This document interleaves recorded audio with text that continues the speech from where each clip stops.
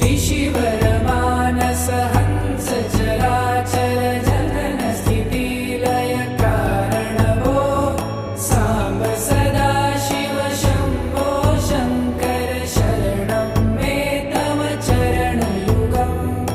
अन्तःकरणविशुद्धिं भक्तिं च त्वयि सतिं प्रदेहि विभो साम्ब सदा शिव शम्भो शङ्कर शरणं मे तव चरणयुगम्